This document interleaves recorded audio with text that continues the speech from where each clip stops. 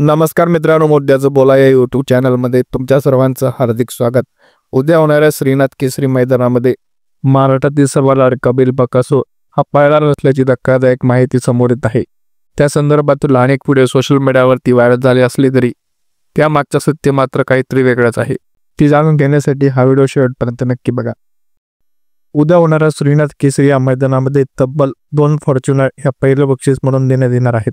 त्यामुळे या मैदानाची महाराष्ट्रभर जोरदार चर्चा आहे आणि त्यात महाराष्ट्रातील सर्वात टॉपचा बैल बकासूर हा येणार की नाही याबाबत अनेक संभ्रम हा कायम जरी असला तरी मात्र अधिकृतपणे त्या संदर्भात एक सोशल मीडियावरती व्हिडिओ व्हायरल झाला आहे आणि त्यानुसार बकासूर हा उद्याच्या मैदानामध्ये येणार की नाही याबाबत कुठलीही माहिती आतापर्यंत समोर आली नसली तरी देखील बकासूर हा उद्याच्या मैदानामध्ये जर त्याचा पैरा झाला तरच तो पळेल, नाही तर तो उद्याच्या मैदानामध्ये पळणार नाही अशी देखील एक मोठी माहिती समोर येत आहे। तुम्हाला काय वाटतं, बकासूर उद्याच्या मैदानामध्ये पळायला हवा की नाही या संदर्भात आपलं मत कमेंट सेक्शन मध्ये नक्की सांगा। व हा व्हिडिओ तुम्हाला आवडला असल्यास चॅनलला सबस्क्राइब करायला अजिबात विसरू नका। मनपूर्वक धन्यवाद।